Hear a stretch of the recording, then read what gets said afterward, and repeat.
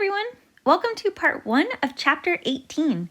Today we're going to start our chapter on free energy and thermodynamics. So today's chapter is kind of switching gears from what we've been doing lately, right? We've spent a lot of time focusing on equilibrium and reversible reactions and things like that, right? But today we're going to look more at thermodynamics. So this will relate to chapter 6 back from Chem 1 when we looked at heat exchange and heat transfer, right? We did calorimetry, we calculated a lot of values for Q and delta T and things like that. So pull all of that back into your brain and let's get going. All right, so the first law of thermodynamics should be a review from Chem 1. And the first law of thermodynamics is that energy can't be created or destroyed.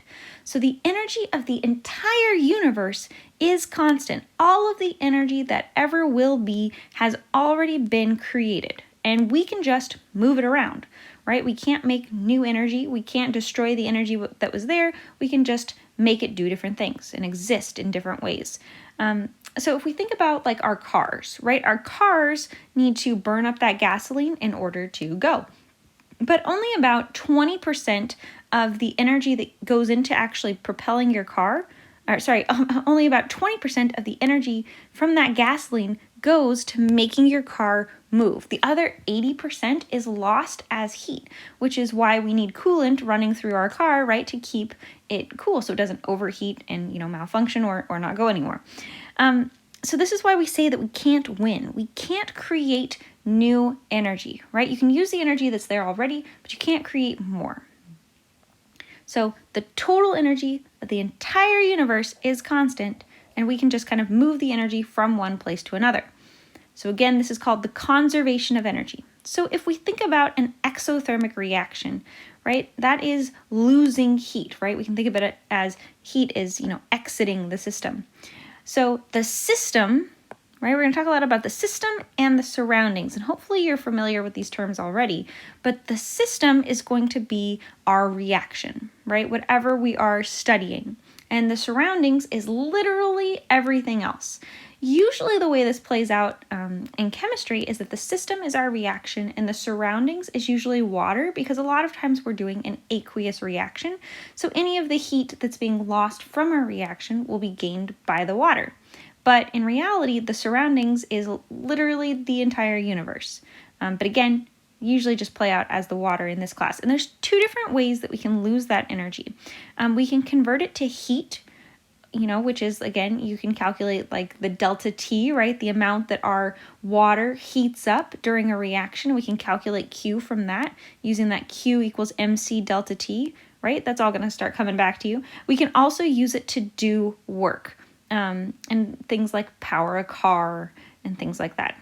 Okay, so the energy conservation requires that the energy change in a system equals the heat released plus the work done, right? Because I told you there's two different ways that we can lose this heat. So the amount of energy change, right? Delta E is the change in internal energy, is going to equal the heat that's either lost or gained and the work that's being done.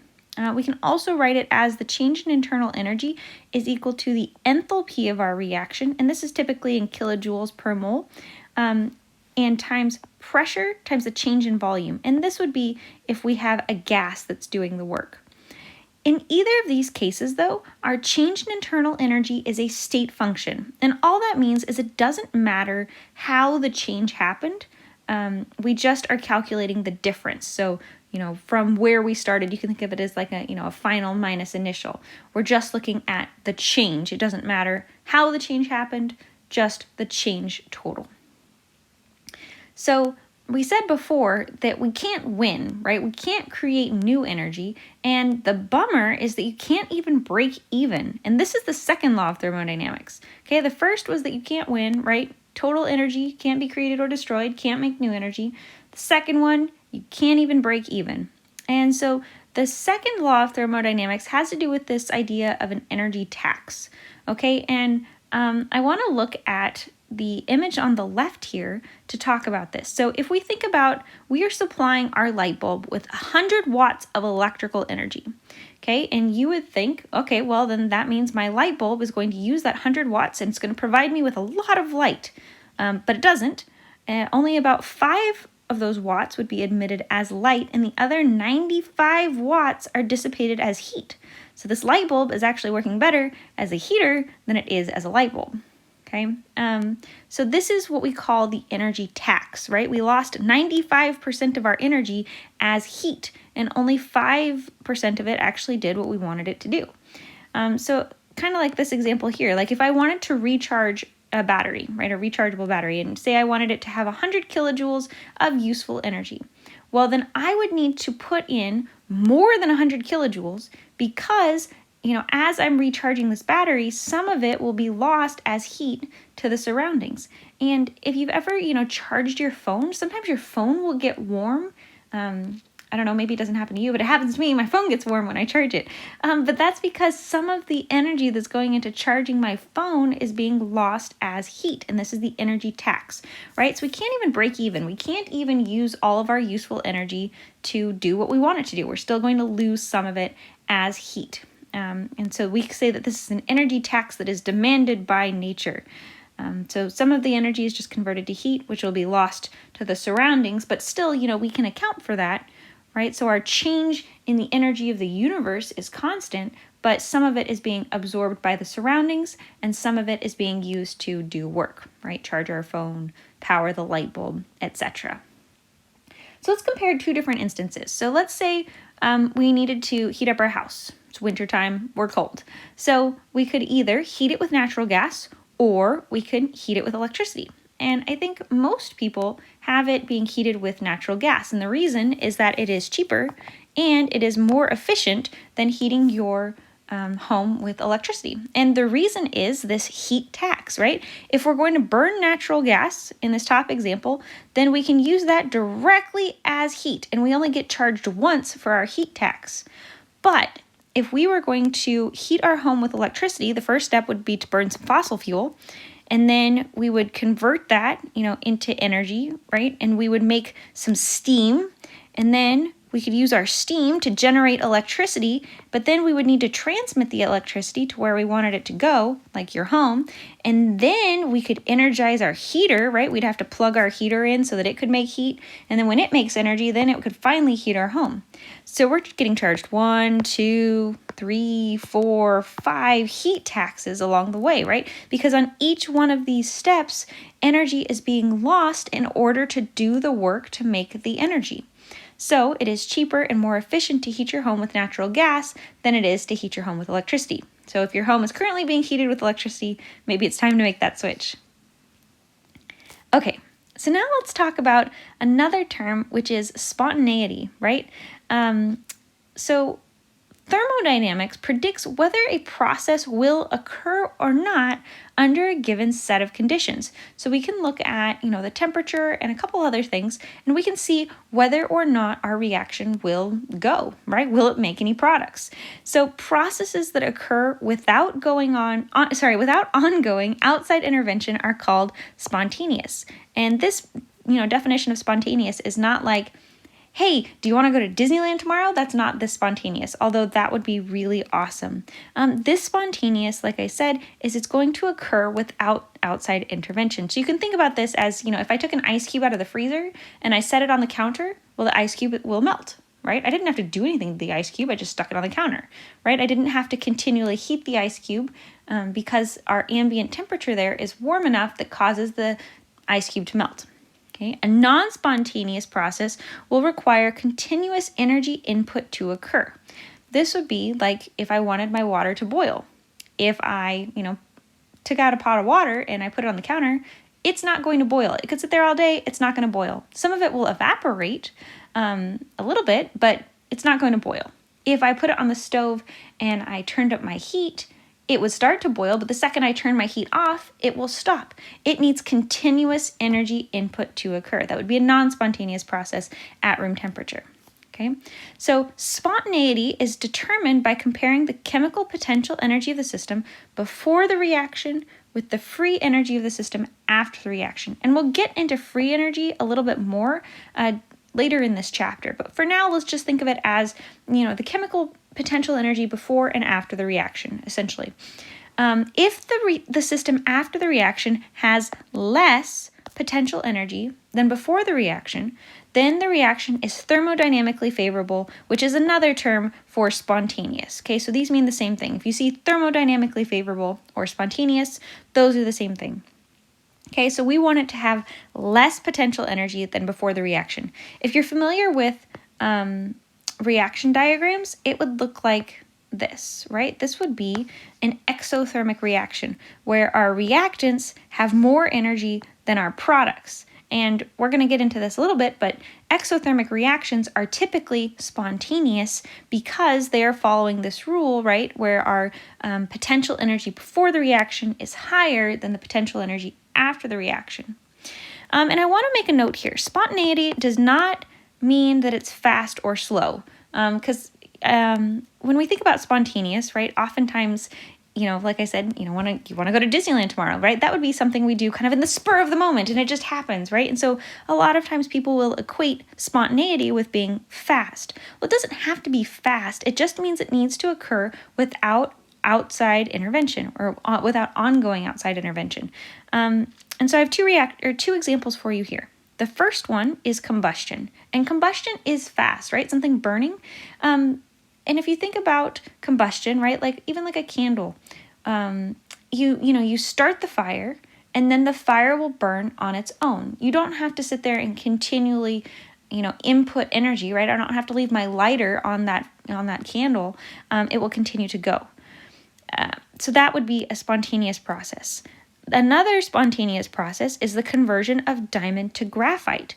So if you have, a diamond at home, your diamond is slowly but surely turning into graphite. There's nothing you can do to stop it. Sorry. But over time, right, it will essentially convert into pencil lead. This is a spontaneous process, but it is really, really, really slow. So I wouldn't be too worried about it. So here's, we're going to look at two of these terms a little bit more. So this idea of chemical potential. So if we think about it like in a physics term, that would be scenario A over here. Potential energy increases as you, go higher, as you literally go off the ground.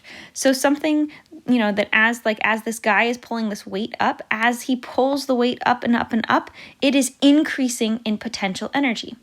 Okay, but to do that, this guy is needing to exert a lot of force in order to pull that weight higher and higher and higher.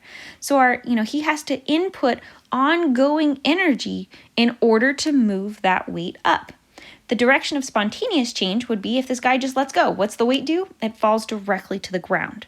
Okay, so the direction of spontaneous change is always going to be the one that we didn't need to input continuous energy. You can input energy at the beginning, like an activation energy, but after that, then you need to see what does it do. So here, if we input a little bit of energy, it can go up a little bit, but the second you stop, it's going to come crashing down. Okay, so now let's apply this to chemistry. So if we think about sodium chloride, solid sodium chloride, and then I add some water. Well, sodium chloride likes to dissolve, right? Sodium chloride is an ionic compound and it will break into its ions, Na+ and Cl-. Okay, so it doesn't, these ions don't spontaneously form at the bottom, right? This isn't an insoluble compound, right? This is soluble. And so our direction of spontaneous change would be that our ions dissolve. This is going to, our solid has a higher chemical potential energy because it's really ordered and those ions are close together, as opposed to our dissolved ions have a lower chemical potential energy. So again, we are always going to look for a spontaneous reaction or spontaneous process will have a lower potential energy at the end. So here's our diamond to graphite that I was talking about before. Again, like I said, don't worry, your diamonds are not going to turn into graphite before your eyes. It's a very, very slow process, but it is a spontaneous process, okay? Which means that over time, the diamond does decompose into graphite because graphite is more stable than the diamond.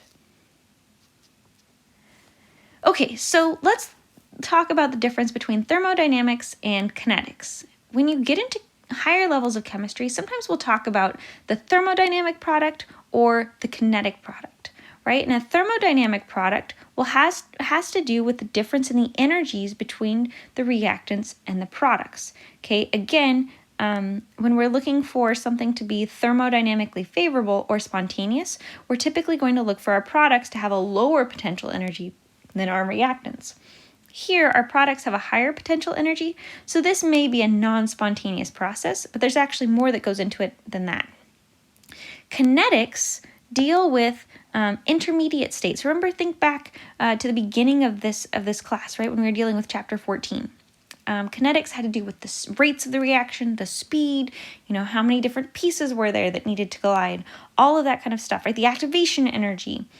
So thermodynamics and kinetics are different. So something can be thermodynamically favorable, like that conversion of diamond to graphite, but it can also be really, really slow, and that would be kinetics, okay? They're related, but one doesn't determine the other. Okay, so like I've said before, a spontaneous change is one that occurs without continuous input of energy from the outside system. Like I said, all chemical processes require a little bit of energy to get going, right? That activation energy. But once it starts, then if it's spontaneous, you don't need to input any more energy in order to make it go. A non-spontaneous change would be if the only way that process is going to happen is you need to continuously supply energy to that system. And if a reaction or a change, right, because not everything is a reaction, but if a reaction or a change is spontaneous in one direction, then that means it will be non-spontaneous in the reverse reaction, right? So like if we had, an exothermic reaction I keep talking about, if it's spontaneous this way, then it's not spontaneous this way. And that's likely due to that really high activation energy. So here is another spontaneous process, okay? Your car over time will rust. If you don't do anything about it, right, it will rust. And it's because that iron is reacting with the oxygen in the air to produce our rust. If you wanted, you could make it go back the other way, right? There's ways to remove rust, but you would need to continually input energy to remove all of that rust. If you just started removing rust on one little spot, it doesn't, that spot doesn't grow and suddenly take over your car and take all the rust off, right? That would be cool, but it doesn't happen, right? You need to go in and, physically take all of the rust off to restore the car. Okay, so in any spontaneous process, we say that it is irreversible, right? So it can't go back the other way because as it goes forward, we are releasing energy, okay? So we'll only go in one direction because that energy is being released to the surroundings. If we have a reversible process, and this is typically going to be phase changes, okay? That's where we're going to see these reversible processes that we'll talk about a little bit later. But a reversible process is going to be at equilibrium. So this would be like if you have ice and water at 0 degrees Celsius, because they can both exist at 0 degrees Celsius, right? So we have water making ice, ice making water. And the same thing could be said if we have steam and water at 100 degrees Celsius, because they can both exist at 100 degrees Celsius. Okay, there's, the process to go from one of those states to the other at the boiling point or at the melting point doesn't result in any change in free energy, which again, we're going to talk about a little bit later in this chapter. But so a reversible process that's at that equilibrium point, those can go back and forth, but otherwise we have a spontaneous reaction that's going to release some energy, which means that it can't go back the other way. So if a process is spontaneous in one direction, it must be non-spontaneous in the other. So again, spontaneous processes occur, like the whole reason they occur is because they are releasing energy from the system. So that's why, again, we can't go back and make our starting material. Most spontaneous processes will proceed from a system of high potential energy to a system at low potential energy. So again, when we're looking at, that reaction, it's going to, look like an exothermic reaction. But there are some spontaneous processes that can go from, lower potential energy up to higher potential energy. So we can have some spontaneous processes that are endothermic. But I just told you that spontaneous processes release energy. And if you look at this, you're like, well, that's clearly not releasing energy. That is clearly absorbing energy. So how can that happen? How can we have something that is absorbing energy, right? We can see it here. It's absorbing energy, but I just told you that it's having a net release of energy. and that's not being seen on this reaction coordinate. So let's go ahead and look through this. So if we think about melting ice, melting is an endothermic process, but ice will spontaneously melt above 0 degrees Celsius, and that's because it is above that melting point, right? Our ambient temperature is, usually about 20 degrees Celsius, maybe up to 25 if it's warm. So that, that ice is absorbing heat from the surroundings and it will melt. But the reason though, right, if we had, say it was at, 0.01, right? Anything above that, it will melt. But the other thing that's happening here is that when a solid is melting, the particles are having more freedom of movement. And this is going to be really, really, really important. And in some cases, it's almost going to be just as important as whether something is endothermic or exothermic. Okay, so we are having more freedom of movement in these liquid particles than in the solid particles. And when we have more freedom of movement, we are increasing the randomness of the system.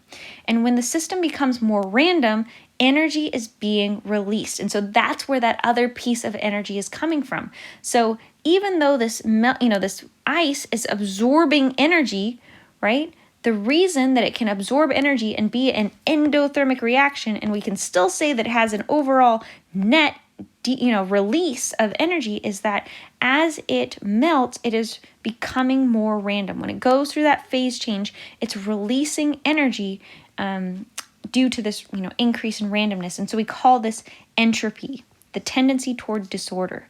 So as we increase our randomness, we are increasing the entropy. So the same thing is happening when water evaporates. So, the ocean, or even like the pot of water, on our stove that I was talking about earlier, it will, increase in entropy. So some of those water molecules can absorb enough energy that they will spontaneously evaporate even at room temperature. But again, this evaporation is an endothermic process, right? So we need to have a release overall of energy. So that energy release is coming from that phase change, that increase in disorder, right? The increase in entropy is the thing that makes the difference here, because liquids are very, very ordered. Well, not as ordered as solids, right? But liquids are pretty ordered. All of those, little molecules are still right next to each other. But as they, become free and they go into the gas phase, they become very far apart and can become really, really disordered. So it's a very large increase in entropy to go from a liquid to a gas. Let's look at another reaction. So here's one. This is actually a really cool demo, or at least I think it's cool. So you can have barium hydroxide and ammonium nitrate, and when you mix them together, right, all of these, both of these are solid, which is cool. And when you mix them together, you actually get a liquid, which I think is really, really neat. And this is an endothermic reaction. So as you can see from this positive delta H value here, that is endothermic. If you'll recall, positive delta H's are endothermic, and negative delta H's are exothermic. But when we mix these two solids together and we just stir them around, we're getting barium, we're getting some nitrate, we're getting ammonia, and this thing smells pretty bad, and we're getting water. Okay, and so this is a spontaneous reaction. I can mix these together and the reaction will occur. And the reason that it occurs, even though it has a positive delta H value, is because we are releasing these ions, right? We're going from two very ordered solids into 3 ions and a bunch of waters, right? So we're increasing the number of pieces, right? Now we have 4 pieces that are happening, and those pieces are really small and free to move about. Well, actually, sorry, we have a lot of pieces, right? We've got, barium, we've got 2 nitrates, we've got 2 ammonias, we've got 10 waters, we've got a bunch of pieces. So anyways, this is going to increase the disorder of the system, right? We have a lot more pieces running around, and it's not in these same structured crystals. Solids are going to be very ordered, aqueous ions are not. The cool thing about this demo is since it absorbs energy, so when it absorbs energy, it's actually removing the energy from the water. So you take this beaker and you set the beaker on the water, and it absorbs the energy from the water and it causes it to freeze, which is really cool. And then you can use the beaker to pick up the piece of the piece of wood, which is neat. So, but again, the whole reason this reaction occurs, even though it's endothermic, is because we are increasing the disorder of the system.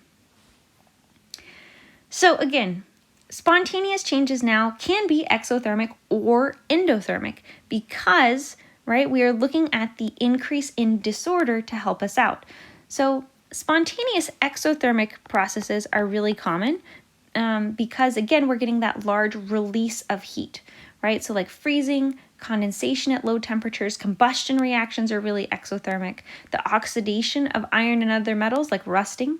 But we can also have spontaneous endothermic processes, like we were talking about earlier, the melting and the vaporization of things at high temperatures, because we are increasing the disorder of the system, and dissolving of most soluble salts, like in that last example, because again, we are increasing the disorder of the system. So the sign of delta H does not by itself predict the direction of a spontaneous change. So it's not just, oh, this is exothermic, so it will happen. Oh, that's endothermic, so it won't, right? Or it won't happen by itself. So delta H by itself does not predict the spontaneous change. So there are two things, right? The enthalpy change, that delta H value, that's one of them, but the other one is the change in entropy of the system, okay? And we're going to spend a lot of time in this chapter talking about the change in entropy because we've already talked pretty significantly about the change in enthalpy. So the change in entropy is the difference in the randomness of the reactants compared to the products. And this is associated with greater freedom of particle motion. So if you can't figure out which thing is more disordered, think about, okay, in which substance are the particles better able to move around? And that will be the one that has the larger change in entropy. So enthalpy, right? Enthalpy, again, is delta H. We typically measure it in kilojoules per mole. And we use this to tell us whether molecules are stable or not, or have strong bonds or not. If a reaction is exothermic, that means the bonds in the products are stronger than the bonds in the reactants. Okay, energy will be released in that process. We're getting exothermic, it's negative delta H. And then the opposite is also true, right? If the bonds in the products are weaker than the bonds in the reactants, then we're going to have an endothermic reaction. Energy will be absorbed, our delta H value will be positive. And so we have these terms. If we have an exothermic reaction, then we're going to say the enthalpy change is favorable, okay, for a spontaneous reaction. That doesn't mean it will be a spontaneous reaction, but it's kind of helping us along. And it will be unfavorable for endothermic reactions because, again, it's kind of working against us. So our change in entropy is our new bit, that freedom of particle motion. So all spontaneous endothermic processes result in an increase of the freedom of motion of the particles of the system, right? That is the only way those reactions happen, is because we are increasing the disorder of the system. So in these endothermic processes, we're typically going to go from a solid to a liquid or a liquid to a gas, right? Maybe we're going to dissolve something. In general, though, we're just going to go from, less freedom of particle motion to more freedom of particle motion. And we can also think of it as localized energy of motion or dispersed energy of motion, right? Like if something is going to spread out, this would be for a gas expanding, right? Where we're having small volume to a larger volume. But either way, we're going to have an increase in the freedom of the motion of the particles is going to help us with figuring out whether something is a spontaneous change or not. So the second law of thermodynamics states for any process, the entropy of the universe increases. So again, talking about the universe, the entropy is always going to be increasing. The disorder of the universe is increasing. Okay, so processes that increase the entropy of the universe will occur spontaneously. So anything that is becoming more disordered or is causing the universe to become more disordered will occur spontaneously. Our change in entropy is going to, that should not say delta E, that should say delta S, my apologies. The change in entropy is a state function, just like the change in delta E, but it's the total change in entropy. It doesn't matter how we got there. We're just going to compare our system before and our system after to figure out how much the entropy increases. So I want to talk a little bit about entropy just in general, just to kind of relate it to you. or you growing up. So when you were a kid, right, your room, probably not the neatest. Maybe it was, but for most people, probably not, right? Because it's really easy to come home and you toss your backpack on the ground, you toss your books in a corner, right? You don't make your bed, you don't hang up your clothes, all of that, right? Because that doesn't require any energy, right? So the entropy of your room tends to increase, right? The disorder of your room tends to increase. Well, at some given amount of time, your mom or your dad is now annoyed with you that the entropy of your room has increased significantly and requires you to put in energy to reorder your system, right? You need to go and you need to clean your room, right? And it requires a lot of work, right? You have to input energy to put your room back together. Okay, so that is just like this, right? Entropy, in order to order a system again, we need to input energy. So that would be a non-spontaneous process. Your room becoming a mess, totally spontaneous. Your room becoming ordered again, non-spontaneous. So if you're having trouble with the definition of entropy, I find that it helps to relate it to your room. Okay, back to chemistry. So again, entropy is a measure of the randomness or disorder of a system. The driving force for the spontaneous process is an increase in the entropy of the universe. Okay. Entropy is a thermodynamic function describing the number of arrangements that are available to a system. Okay, so again, if we think about our room, there are a lot of different ways that you could drop your clothes all over the floor, you could spread your books out, right? All of that kind of stuff, but there are fewer ways in which it could be really ordered. Okay, so as we increase our entropy, we will increase the number of ways that our system can be ordered, essentially, or disordered as the case may be. But nature proceeds toward the states that have the highest probabilities of existing. And so we'll get into that in just a second here. So this idea in which we're tending towards something that has the greatest number of arrangements or the ways that it can be ordered is called positional entropy. Okay, and so our solid is much more ordered than our liquid, which is way more ordered than our gas. So if we look at these particles, right, the solid particles can only be arranged in these rows and columns. It's a very specific arrangement of the particles. Well, the liquid has greater freedom of movement, and so the particles can kind of move about a little more. And so there are a greater number of ways in which the liquid can exist. So we say that it has greater entropy. And there, if we think about a gas, the gas particles are really far apart. They have lots of space in between the molecules, and they will typically occupy a larger volume, which is why gases have such larger entropy than both solids and liquids. Okay, so the way that we can arrange these are called microstates. Okay, so all of the different ways that the particles can be arranged are called microstates.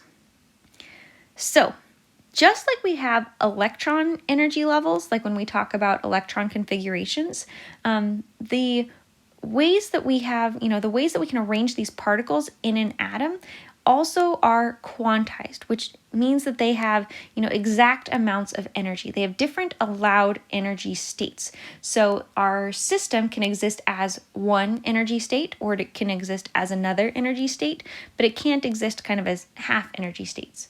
This is like our electrons could exist, in the 3p orbital. They could exist in the 4s orbital, but they can't exist in between them. Each quantized energy state for a system of particles is called a microstate. So each kind of, you can think about this as an arrangement of the particles. Each way that they are arranged is a microstate. And the reason that we can think about them as how they are arranged is because each of those arrangements is going to correspond to a particular amount of energy.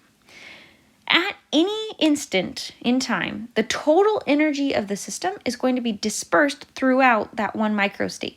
So each one of those particles has a certain amount of energy, and together they are all going to add up to the total energy.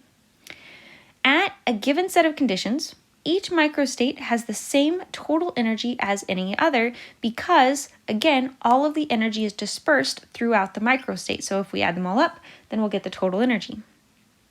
Because each microstate has the same total energy as any other microstate, each microstate is therefore equally likely, which means essentially that we can arrange the particles however we want, and each arrangement of the particles is going to be equally likely as any other arrangement. And I like to think of this as like rolling the dice, right? If you roll the dice, it's equally likely that it might land on a 1 or a 6 or a 4, right? So if you roll, more than one die, then again, each of those numbers is still equally likely as long as you don't have, weighted dice. So the larger the number of possible microstates, so the larger the number of ways that we can arrange the particles, the larger the number of ways in which a system can disperse its energy. And the larger number of ways in which a system can disperse its energy is going to lead us to a larger entropy. So let's look at this. Pictures are really helpful when kind of thinking about this. So let's say that we have a gas and we have 1 mole of it over here and in this flask, and then we are going to open the stopcock and our gas can now go into the other flask. This flask was evacuated. This is a vacuum. Okay, so we're not losing any energy in heat exchange. We're just going to say that the gas is just going to move over there and keep all of its energy. Okay, so when the stopcock is open, the gas spontaneously expands to fill both flasks. And as we increase the volume, we are going to increase the number of ways that the particles can be arranged, right? Our gas is now spread out. We've doubled the volume, okay? The gas now has a lot more room to move about, and so it can exist, in one flask, and can exist in the other flask, it can exist in both, right? But the number of microstates and the entropy of our entire system now has increased. So let's go even smaller, okay? So we're not going to look at the gas as a whole. We're going to say that there are only 4 gas particles, which would be really unlikely, but we're just going to say that for now for ease of understanding this.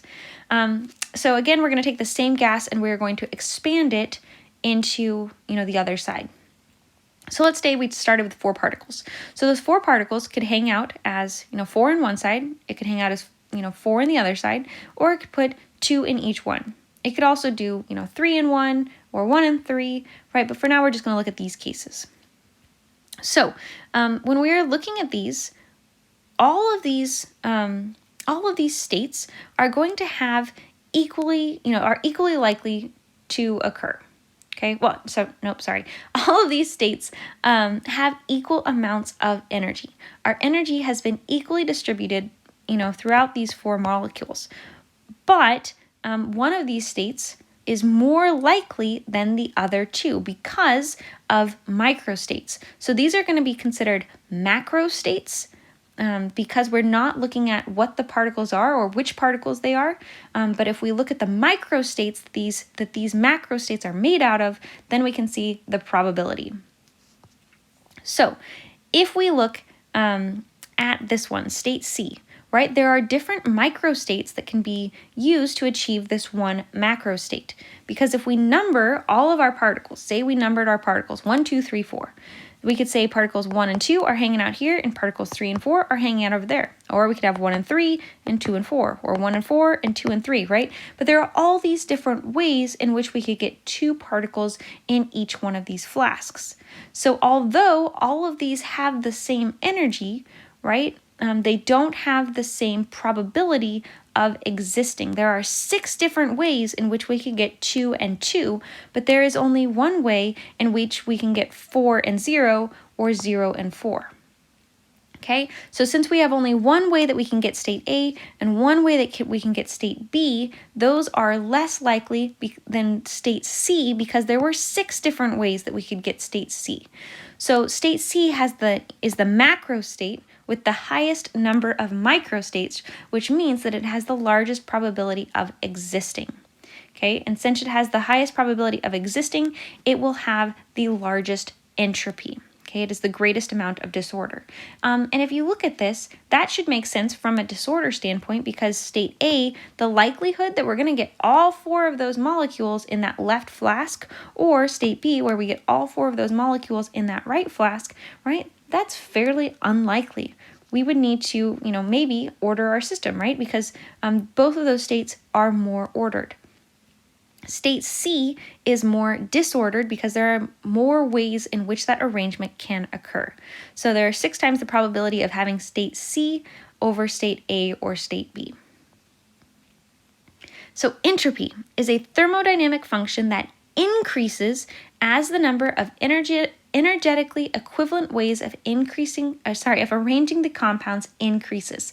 So as we increase the number of ways that we can order our system or disorder our system, we are increasing our entropy. Okay, so that means that state C is going to have a larger entropy than state A or state B because it has more microstates.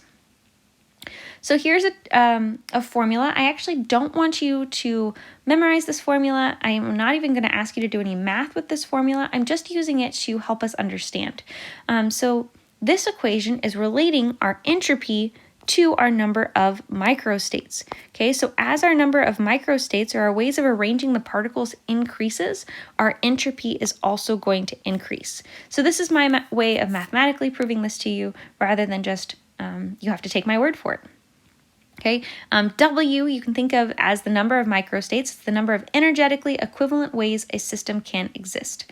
I'm not even going to try and pronounce it, guys, but here you go. There's the word. That's why it's W. I always like to know why constants are, W, for example. So there you go. It's based on the German word for probability. That this equation, like I said, shows that as the number of microstates increases, the entropy of the system is going to increase. All right, so to sum up, the number of microstates in a system is related to the entropy of a system. So if we have fewer microstates, then it has a lower entropy. And again, this will be a system usually that is fairly ordered, like, A or B in that last example. And a system with more microstates has higher entropy, and this will, like I said, be more disordered. Okay. All spontaneous endothermic processes have to exhibit an increase in entropy because otherwise they won't occur, right? Remember, endothermic processes otherwise should take in energy, but we need a net release of energy, and that release of energy is going to come from that increase in entropy. And then finally, entropy, just like enthalpy or like our change in internal energy as a state function, is therefore independent of the path taken between the final and initial states, which means that we can just do final minus initial to get the change in entropy. And that is it for today. So we've covered a lot of ground. We talked about the first law of thermodynamics, how we can never win, right? We can't create new energy. We talked about the second law of thermodynamics and that energy tax. And then we spent a lot of time talking about entropy. We are going to talk more about entropy in the next lecture, and we're going to get more into changes in entropy, and then we're going to throw in some math so that we can calculate our changes in entropy. And then we're going to use that to talk about Gibbs free energy in the rest of the chapter.